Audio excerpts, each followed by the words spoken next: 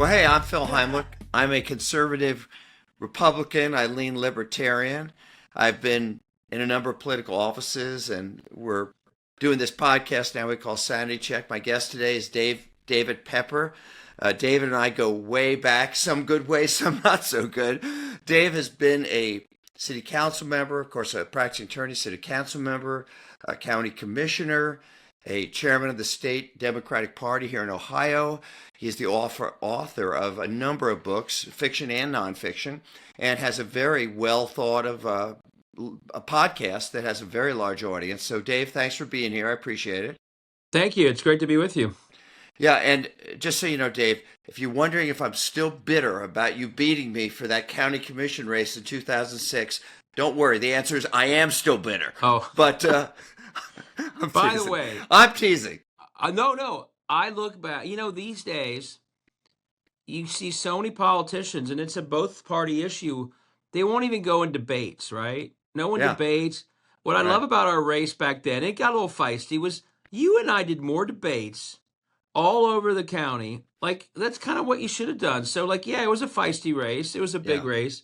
But I look back and I'm like, that's kind of what it was supposed to be. Like, I remember we were on that one, Dan, what's his name? The Sunday morning show. We were over at the Dan museum center. Hurley, Like, is that his name? Dan yeah, Hurley? Yeah. we Channel were 12. like, it was a knockdown drag out, but it was like democracy in action. And by the way, I Yeah. have the same memories of city council races. Like, 30, when I ran, and you would have the same thing. Like, I We had never ran Tom. against each other for that because you came No, we after didn't. me. But I had Tom Brinkman on one side saying how bad it was. Then Nate Livingston. There were 30 of us. It made us all a little better that we Yeah, were yeah, in real races. yeah, It was hard, but yeah. that's kind of how it was. So I look back at our race. I'm like, yeah, it was a tough race. But you were an incumbent. These days, a lot of incumbents don't debate. You and I debated everywhere, and it was like a Yeah. healthy democratic process. Well, I So, appreciate that. However, to quote a political leader that you and I are both familiar with, the election was rigged. yeah, that's And, true. and to quote him again, and everybody knows it. Yes, I Anyway, I'm spent teasing. weeks in some of those elections, like precincts, figuring it all out. It was, I kind of felt bad about it, honestly. Like Well, I you was a worked so trendsetter hard. because I set the trend in Hamilton County, which was solidly red when I first ran for office, Right. and now is solidly blue. So I was like the first major Yeah. candidate to lose. So I feel like I was a real trendsetter. Yeah, you were the Put it on domino. my CV.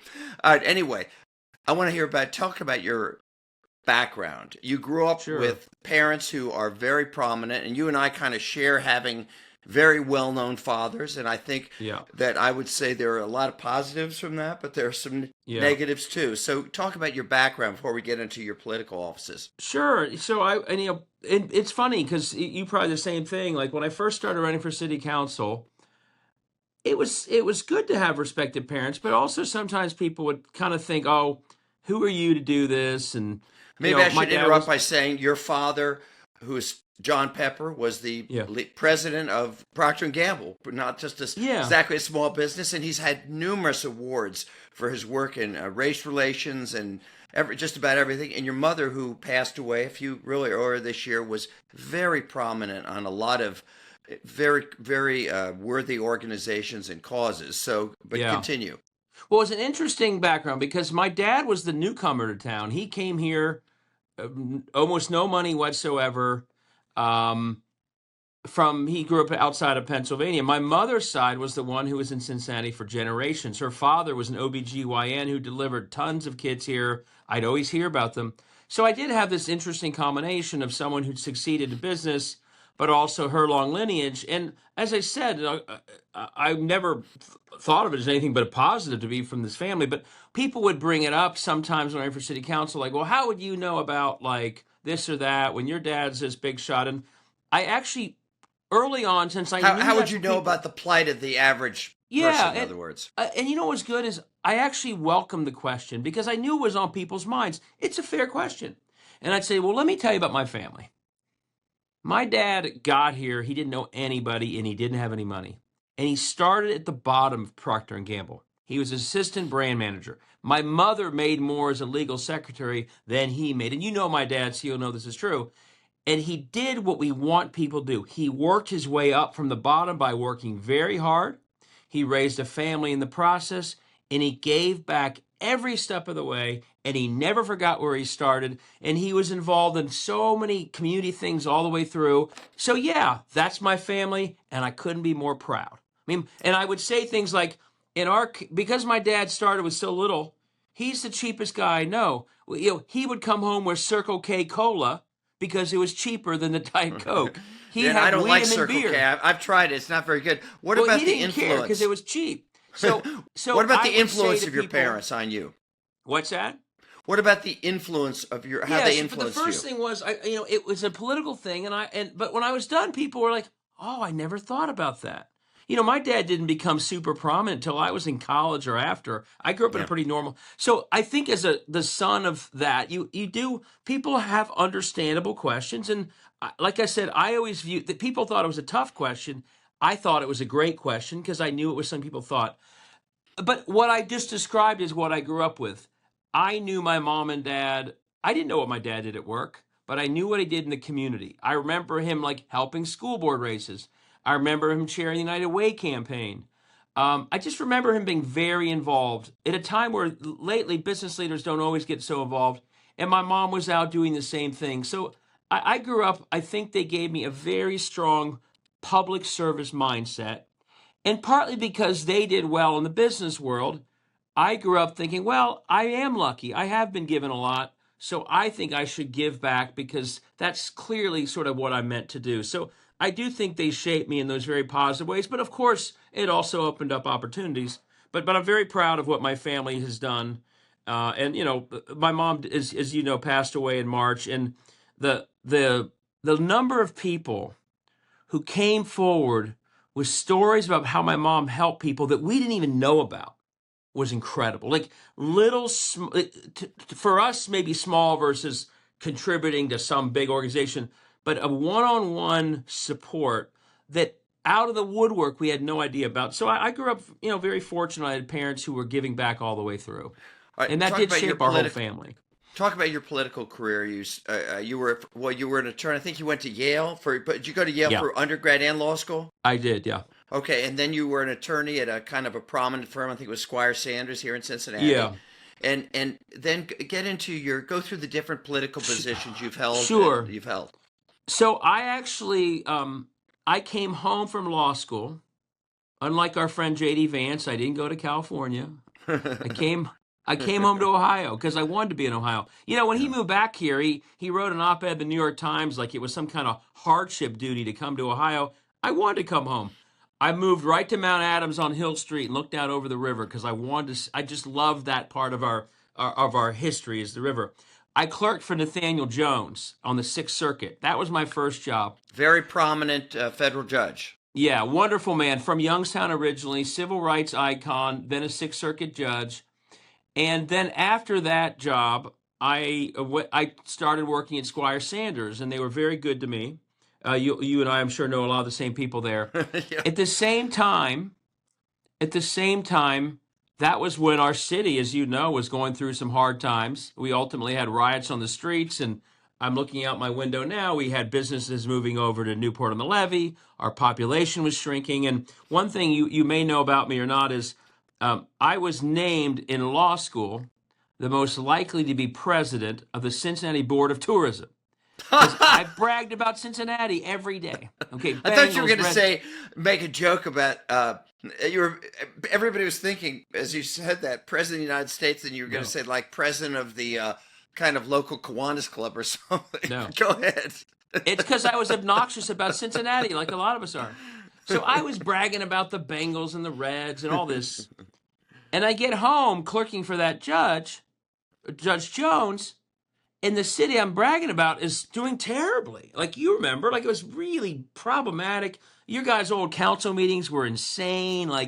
And so I thought to At least we myself, didn't have anybody go to jail, as this happened right, in but recent years. But go ahead. right, right. But I thought, what the heck? If I'm going to have been bragging about the city my whole life, I should get involved and try and fix it. So I had no political involvement. I had not been involved. When you clerk for a judge, you can't be political. But after that clerkship, I started Squire. Within a few months, though, I thought, what the hell? I'll just run for city council. I didn't know anything about what to do. I didn't know any Democrats. I was one, but I didn't know anything about anybody. And because it was a year where people wanted change, and kind of like you, I have a last name Pepper, so it's kind of memorable. So every yard sign said "Just add Pepper," and I managed to win. I mean, you may remember I finished first out of 30, I know. I remember and that. that was 2001, and I got a lot of votes from the Republican side, the Democratic side. I think I shocked Pat DeWine a little bit. He thought he'd be first. I beat him, the son of Senator DeWine, and that was really what got me my start. But it really came from a place of thinking. I grew up in this city. My mom's family's been here for years. I'm so proud of the city, but boy, are we not doing very well, and that's why I decided to run. And then you had a difficult mayor's race, which you Yeah, lost. No, I can test. Losing is no fun in it stinks. politics. Yeah. You lost to a guy who went on to, well, he was mayor for the next 8 years. What impact did that race have on you? Because you'd been So, pretty Mark, successful your whole life, and then you kind of lose. like our race, it was a good race. Like, so we had a 7-person primary. I won, just to give myself a little credit. I won Now the we should primary. explain for people how it works Yeah, here. it was a Anybody can brand. get So in. It's a nonpartisan, and then the yes, top two in the race they do a they go in a runoff runoff. on election day. So And continue. just so you know, just so your listeners beyond Cincinnati know, and you would like this, Phil. Before my race for city council, if you finished first for city council, you were the mayor. It So I was, was the yes. first person in decades who finished first because it was right after the change in the system of government. You were the first. I thought Charlie Lucan was. You were the first No, one. my point is prior to the change, that first place finish would have landed me as mayor, but I ran the first year we had directly elected mayor. So, Okay. Okay. but in 2005, I ran for mayor. Lucan decided not to run for re-election. I won that primary. I was first. Mallory was second, and then Mark a bunch of Mallory. others were below. And he beat me in the runoff. And this is, and you've probably seen experiences. What was so, and if you, so I've written a bunch of novels, as you know. Yeah. The experience that I went through was I was ahead on election night from the moment 7:30 hit until 90% of the vote was in. And people in my party were celebrating. I was going to win. I was up 52-48 the entire night. Oh, And jeez.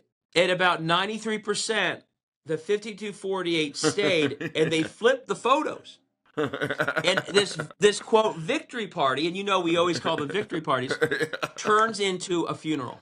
And it was so I was more ready for it than all my friends and family. Yeah. And so my first book, called The People's House, the opening scene is a victory party that turns into what mine turned into. And people who've read that scene are like, David, I know what you're writing about, because it was my. So yeah, it was a Yeah. very tough night, and I've seen other people not win. It is very hard. I saw Steve Shabbat when Steve Driehaus beat him. Steve and I always had a good relationship, Shabbat, and Yeah. I went to his. He had sort of a going away party, Price Hill Chili, after that, and I could just see he was devastated. And I Yeah. think it's Yeah. even, not to get into our race, I think it's even harder when you're an incumbent. At least Yeah. this was me trying Yeah. to move up. I Right. think incumbents, when they lose, it's especially hard. So no, it was a tough loss. But what was interesting was, more than your my race, Mallory and I really almost never went negative. So the polling at the end of that race was, we were both viewed positively by like 65% of Cincinnatians. Like, Yeah. it was a battle between two people who generally the city liked. He beat me by like 3 or 4 They points in liked the him a last little minute. more. What's that? I guess they liked him a little more. And it was a historic win. He was the first directly elected black mayor. I think that was Yeah. historic in important Yeah. ways. It wasn't that fun to be the person who was kind of in the way of that history. In a way, Yeah. when it started, I wouldn't have thought about it that way. But it was tough. But I think, I hate to say it, I think you haven't really been in politics. The city council at large races are fine, but you've never really been in politics until you've been in a head-to-head race like that. Yeah. And I would think say that Mark, it I made got me to a know him. He stronger was a pretty nice candidate. guy. Everything else, Benica was a pretty nice guy. He's a great. Mark and I have been friends Yeah. ever since. When Yeah. I ran for party chair, he was the one who nominated me at the ODP. That's so cool. we've been Now I friends want to ever since. move on. You were a county commissioner after that, and Yeah, then county you commissioner. became chairman of the Ohio Democratic Party. So tell me about your experience as head of a state party. So before I was that, I ran statewide twice, and then That's I right. ran in 10 and 14 for auditor and Right. attorney general. Yeah. Those were bad years for Democrats. So party chair is like the worst job imaginable because when the candidates win, they get all the credit, and you didn't do anything, of course. And when they lose, they leave. Everyone says it's because the party is And you bad. were there as Ohio went from a purple state to a red Yeah, state. well, So no, they got to actually, blame somebody. It's like the yeah, but coach here's of the thing. a football Here's my team, little right? defense. The Ohio Democrats did worse the year before I became chair, and they did worse in the cycle after I left chair. I became chair after 14 when Ed Fitzgerald lost to Kasich. My results were always better than the year before I got there, and I left in 20. Well, 22 and 24 were worse, and we re-elected Sherrod Brown Yeah. by 7 when I was chair. We elected Supreme Court justices. We flipped the court, and you know that. We passed the anti-gerrymandering. So I had some wins in there, but just to talk about the party for a second, what I learned pretty quickly was you don't really control nearly as much as people think you do when you're the party chair. Right. Like, Sure. I can't tell Hillary Clinton what to do or someone else. So I Or decided, even a state senator in Ohio right. what to do, right? But what I decided was I would, knowing that reality, rather than only focusing on the things I couldn't control, I thought, I'm going to treat this party as a place where we encourage people to become public servants. So I'm going to make this about electing mayors and city council members and school board, and I'm going to focus on Supreme Court races because no one focuses on those. So I decided my imprint would be, of course, I'm going to help the big stuff. But if Joe Biden's not going to try and win Ohio, like I can't change that. But what I can do is, and this is the way I thought about it, so I felt good about it.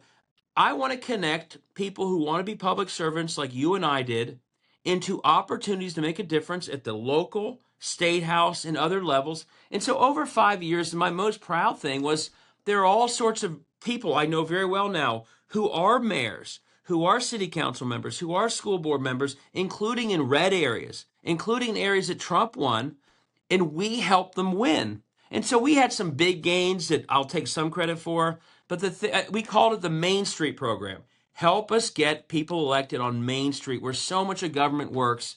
And so for my time as party chair, that's the thing I feel most good about is the stuff that's not as high profile that you have more control over and that you just feel like you're connecting good people to chances to make a difference like I was able to do when I was in office. So Well, I that's neat. overall I enjoyed it. If all you do is live the cycles that you don't control, it's a pretty miserable job.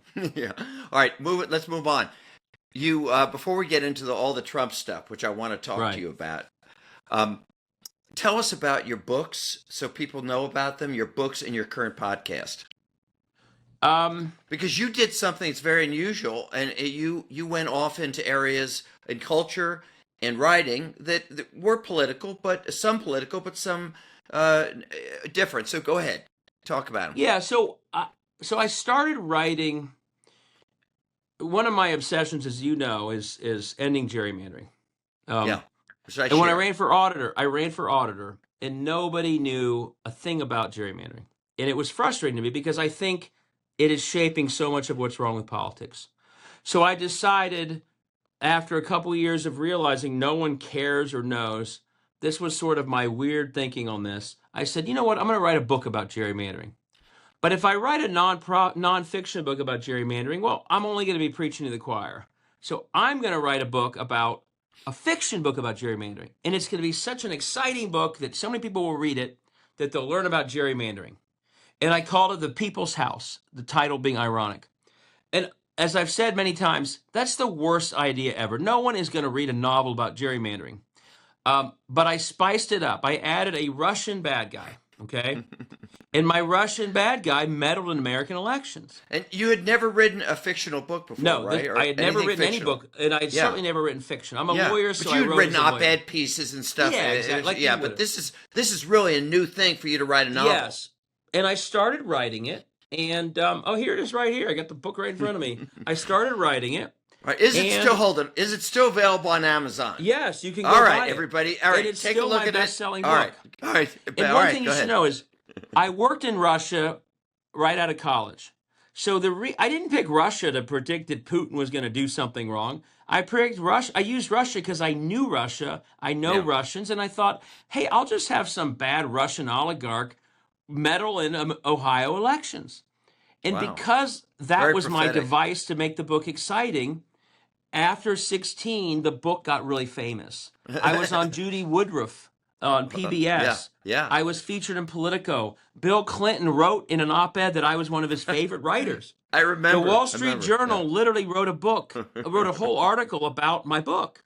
And so this fiction book that was about gerrymandering turned into this big book that ultimately landed me a publishing deal with Putnam to write other novels. And so my novels are always somewhat about politics, but they're also a way to but in the end the book was I was trying to show people that gerrymandering was bad. So there's always sort of a theme in the book. You can't write a novel unless it's exciting to read and the characters are exciting.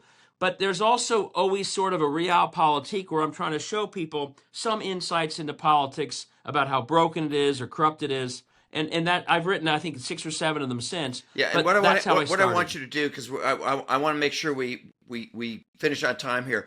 Give everybody a 1 minute or less summary of each of your books, and then talk about your current podcast. Okay, that's a hard. So the first book is really about gerrymandering and how bad it is. The And it's a People's plot. House, the one you just The discussed. People's House. Yeah. The Okay. second is called The Wingman. The Wingman is about how a group of people, and this is ironic because it also sort of has happened. A lot of my books end up happening. I hate to say it. The second book is how people are sort of meddling in You're a kind of like a primary. Nostradamus or whatever they call it. Yes, Yeah. without trying to be.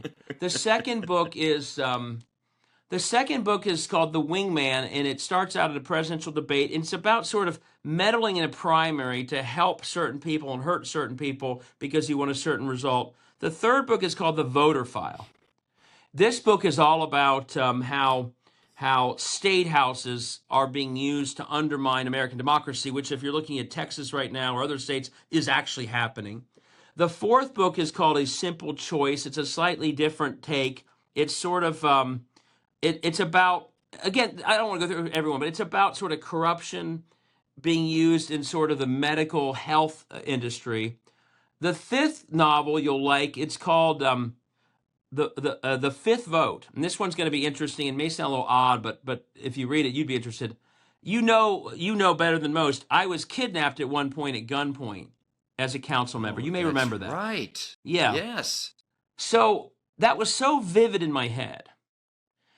One day I was asked by my ODP staff, the Democratic Party staff, to describe what had happened to me. Years later, this happened to me in 2002. And so everyone knows, I was kidnapped outside of my home, but because I didn't have any money, they took me to ATM machines in my car with a gun at me. Remember that. And it was vivid. And so when I described it to one person who asked about it, every single second I remembered. And I could tell that my staff on a Zoom call was like, what in the world? So I decided to write a novel about that. It's a fictionalized version of it, and that's called The Fifth Vote, but that's all about City Hall. You like it because it's a lot about Cincinnati. And then I wrote one that sort of is another fiction book that is sort of, I wrote it last year, that was explaining what would happen if Project 2025 became a reality, imagining it. And sadly, much of that has come true as well. That one I have sitting with me as well. It's called 2025. All right, so guys, those are my buy fiction that. books. Let's move on real quick. Give us a quick description of your podcast and where people can find you. Just real quick. Okay, so it's both a podcast and my Substack. I'm sorry, I get those mixed up. But Yeah, but where I do a people lot of can read you and find you. Yes, Okay? it's called on Substack. Look it up.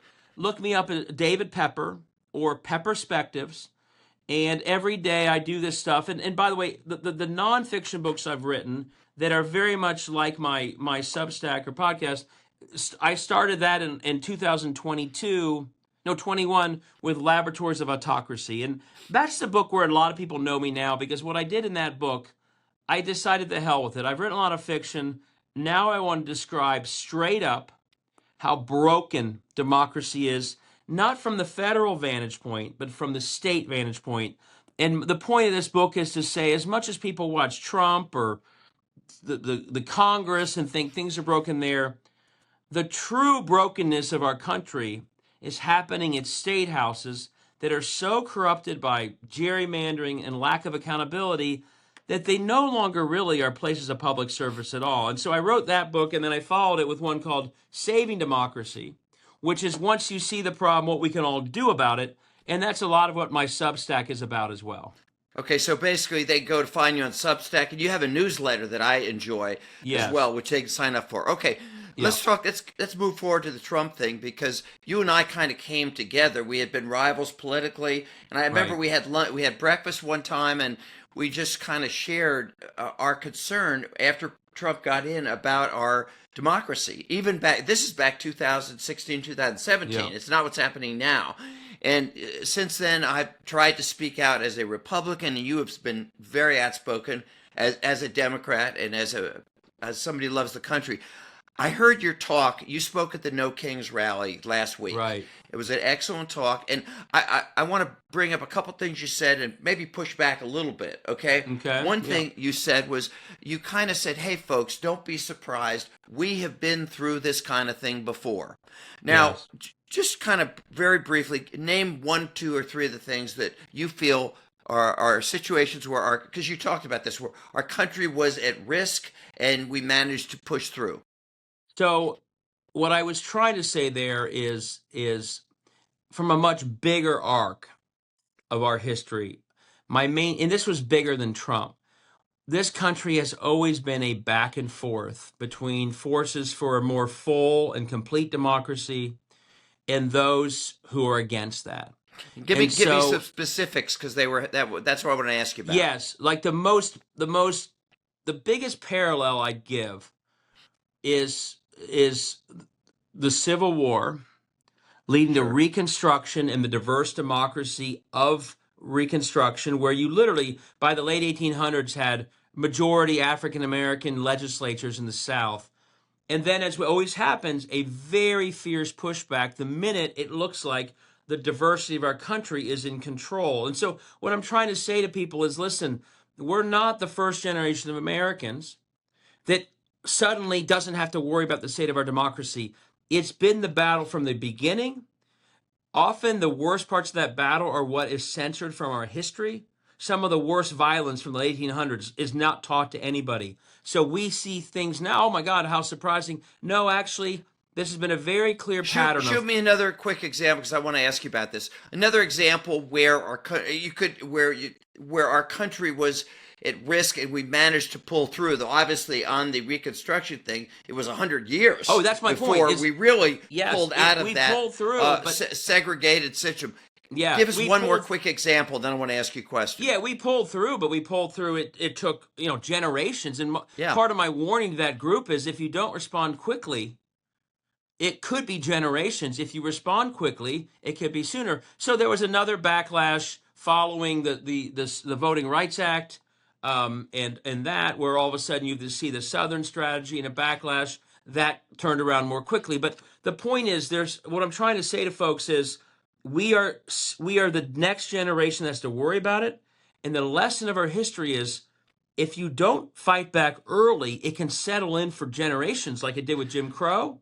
Or if you fight back earlier and you say this is unacceptable, what Trump is doing is unacceptable, it's lawless, you can actually change the course of it before it settles in as the new normal, at which point it gets much harder to change. My quick pushback is, I feel like this time is different, and I think it's worse than almost any example, because we're seeing all the steps that autocrats do when they transform a country from a Yes. democracy to a dictatorship or autocracy. And it's not that I think you were rightly trying to encourage people to fight, Yes. and also by saying don't wait on it. But I'll Yeah. just be honest with you. People talk to me about, well, Trump will be out of there in 2028. No. I don't think so. I think he, being who he is, if he's alive and of relatively sound mind, which one would question if he is now, but I don't think he wants to leave. I don't think he's going to leave. That's And let why me I be think this is clear. a much more serious thing. When I give this historic example, I'm not sugarcoating how bad it is. But here's the way I'd say it's not as bad right now. The abolitionists had to overcome more than we do. The women's suffragists, Yeah, that was another literally, example. they Yeah. had to overcome. Like my great grandmother was at Seneca Falls. She fought for something that only her granddaughters would benefit from. The early civil rights heroes, long before John Lewis in the 20s and 30s, what they faced was death or violence for even speaking up. So I don't minimize what we face, but what people overcame to get us to where we are now, if you look at their stage in life and what they faced, it still was harder, as bad as it is now, than even what we face. And so that's what I'm trying to say to I hope people. you're right. Well, let me throw another thing at you, kind of along these lines in terms of fighting back. My belief is that because this democracy issue is so critical, that both people on both sides and both parties, and obviously there are not as many Republican anti-MAGA people as there are, Democratic, but there are many. Whether it's me here, Adam Kinzinger, who I got to know quite well, Liz Cheney, Steve Schmidt, others like that. My Right. sense is everybody needs to put aside all of their partisan issues or just their beliefs. I don't care if it's abortion. I don't care if it's transgender stuff. I don't care if it's a deficit or anything. Because I think we all have to just put all that aside, and everybody who cares has to focus on preserving our democracy and not get into fights about other issues. What are your thoughts? I mean, I think you're going to have disagreements, and you certainly can have them. But I think our common agreement should be, okay, let's protect democracy, and then we can hash out our other disagreements in that democracy playing field where it's supposed to be. And that's one reason I loved, the coming together that we've seen around like that August 2023 special election where they tried to raise a threshold. It was great to see. Yeah. Um, Well, you just know, for people who know, yeah. in Go ahead. Ohio there was a ballot issue going on in November, in the following November, to basically make abortion legal in Ohio, which it was not since the Roe versus Wade was overturned. And what they tried to do, which my party, which I thought was very sneaky, is they tried to put an August ballot initiative on, which would require 60% on any ballot issue, as Right. opposed to 50, just to defeat the abortion, which to me was just a terrible thing to do. It's rigging the process. So Yeah. just continue. But And I so want what people was to great understand about that. that, and that was an example, Bob Taft, I think is, you know, not pro-choice, I'll put it that way. But he said, but this is not how we should achieve my end. Yeah. We should have it through a democratic process. So we had Betty Montgomery, Bob Taft, Maureen O'Connor, me, all of us saying, listen, we're going to all come together and protect democracy in August, Because and it's then we can sleazy. have a It's a normal, sleazy tactical thing to do yeah. wherever And you it's stand on the abortion issue. Yes. And it was a perfect example of people saying, we'll put that aside because we think we need to have a common understanding of a democratic process. And then we use the democratic process to sort out the things we disagree or don't agree on. So, and guess what? It the no side, which was the pro democracy side, demolished the other side. We had Yeah. counties like Butler County and Warren Fortunately. County, Fortunately. traditionally very Republican. Yeah. That bipartisan pro democracy coalition did very well in those places. So it was a good example of when democracy itself, and this is the lesson back from the 1800s again, that they learned painfully later, they kept staying divided on everything else, so the anti-democracy forces beat them. But when democracy is under threat, those of us, even with other disagreements, who decide, listen, let's put those aside and be for democracy more broadly, we will win when we unite, just as we did in that August election. And you Well, remember, the goal of that election was, let's do it in August when no one's paying attention. The turnout will right. be 8%. Right. The That was turnout was right. Yeah. 40%. People showed up. Yeah, that's good. Okay, I want to talk about school choice, which is an issue you and I disagree on, but real quick, I read something I really was interested in your newsletter today where you talked about something in the Constitution called the Guarantee Clause. Yeah. Just briefly, explain to people what this is and why it's relevant. Yeah, I'm glad you brought it up because this is for all the originalists and textualists out there. Yeah. It Who Article tend to be a bit hypocritical, as the Yeah, Supreme Court has exactly. been. Yeah. So there, and you know this as a lawyer, in Article 4, Section 4 of the U.S. Constitution, it is written that the United States shall guarantee to every state a Republican form of government. Guaranteed. And what they meant by that, when they say Republican form of government, what they essentially mean is elected representatives representing the people. They don't. We know that we didn't start out as a direct democracy like Greece, but the point they were making, and the law professors who study this say it, they were assuming that the states of this country would generally be majoritarian rule through representative democracy. And they said the United States shall guarantee that that is the case. And the reason they did that is because they knew they were giving a lot of power to the states in this new, negotiated country we had. And they wanted to make sure the states acted in a democratic fashion. Is that it? But they said the states can determine who votes. The states have a lot of power. The states, draw the district lines. But that is all conditioned upon the fact that these states will be Republican forms of government and not little monarchies or corrupt authoritarian. Yeah. And so the reason I highlight this condition was critical to the founders, because what they knew was, if states start becoming non-rule of law, non-democracies, if they become places where politicians are corrupt and they don't reflect the people, they have enough power they could pull down the whole country.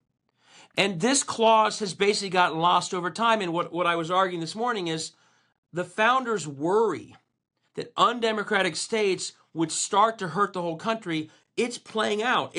Texas gerrymandering the way they did. Yeah, Ohio, we have illegal districts. And so I think all of us, as we think about how do we save democracy, it's not just federal stuff. It's bringing real representative government back to states, which means ending gerrymandering, ending attacks like the one we talked about from 2023. If we don't have healthy democracy at the state level, the risk is not only to the people of these states, it's to the national government being pulled down as well. It's a good point. All right, let's wrap up with an issue you and I, at least from my reading of what I read of yours, we disagree about, which is school choice, but specifically school vouchers that I believe in very strongly. I'm going to give my little pitch, and then you give yours. I'm going to ask you some questions. Yeah, you can put me on the spot. Right, I'm willing to, but I'll say real quick. I have always been passionate about school choice and specifically vouchers, because I guess part of it is being sort of a capitalist-minded person. I believe that competition is always good. And the way I see it is, if you've got money, you can do one of two things to make sure your kid gets a good education. One, you can just move to a suburb. You can choose which suburb has the best school system, so it's competitive there. Or you can send your kid to a private school, okay, which I had the privilege of doing with my kids, okay? Right. But those people who are poor, inner city people that don't have the money to do either of those, they have a monopoly facing them, which is an inner city school that is often poorly performing and is unsafe.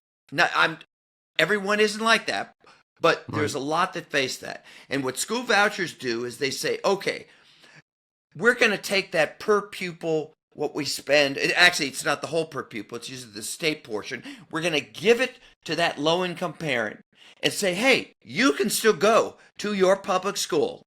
But if you want to use that money for a private school, okay, and I would also say let's keep it this, at a private school, okay, we're giving you that option. So tell me why you support, in effect, not giving them that option, but basically forcing them to attend their inner city neighborhood school. Well, let me ask you some questions. What if I told you that 80% of the people using vouchers in Ohio right now were already going to the private school? Never had been to public school. Well, let's put it this way. I don't care if they want to put an income limit on it, so I'm okay with that. No, that's my point. That to me is the less important part. But to me. This is the problem. Yeah. The reason it's a problem right now is they've gotten rid of all limitations. So here's the point. So would you support vouchers for low-income people? The narrative you just described is not what's happening in the country. That's the narrative. But hold on, let me finish. Would you support vouchers for low-income people? This is the issue. we are talking billions of dollars. 80% of those dollars are going to families who already went to the private school, like you were, and most of them already could afford the private school. The poorer kids that you're talking about, they don't have even with the voucher, and by the way, because of the vouchers, the prices of these schools are going up. And so what about the inner voucher, city Catholic schools let me that charge finish. very little? Most of the big schools, the good schools that we're talking about, the voucher doesn't cover nearly the cost of that school, so the poorer kids aren't even using them. It's mainly now going to well-off or middle-class, but answer my question families. about, would you support it for low-income people, vouchers?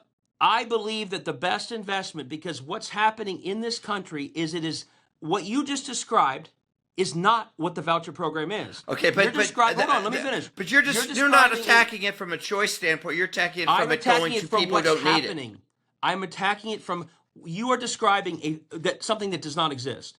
We are in this country, in Texas, in Arizona, it is billions of dollars literally going to basically subsidize people who can afford private school who never weren't going to private school. Dave, you're not answering my question. No, Answer my question. I'm not, because it is what you are describing is not what the program All right, is. but the Cleveland voucher program, which was 20 years eventually ago, upheld by the Supreme Court, I was believe originally very strongly that for what you're talking about, the numbers are such that you could do that privately without having it be public funds. And there are many generous people. And by the way, I co-led the Children's Scholarship Fund that did that. Yes, and that's great, Yeah. and that's why I support. Okay. But here's the other thing. You are a true fiscal conservative, right? And I'm pretty conservative myself. You should know, after you left the county commission, I reduced your budget by tens of millions. I made more cuts. Well, now you're really sticking a dagger in me. You not only beat me, but you're saying you did a better job. The other thing about the voucher program that you should not like, we don't have any knowledge whatsoever about how $1 out of those billions is being spent. We have no idea what it's going to. Yeah, but the parents make the choice. No, they don't. Isn't it patronizing to say they can't decide? The money is going directly to the school. It never goes through the parent. No, but the parent has the option of choosing that school. Right. And but the point is, isn't it patronizing? And I think that's mostly low-income black people. Isn't it patronizing to say you don't have the ability to decide what school is best for your kid? No. What I'm saying is, as a fiscal conservative, I don't know any other area of public money that you would say we shouldn't know where that money is being spent. We don't know how it's being spent. We don't know if it's being spent on math. We don't know if it's being sent out to a sister organization that's not even education.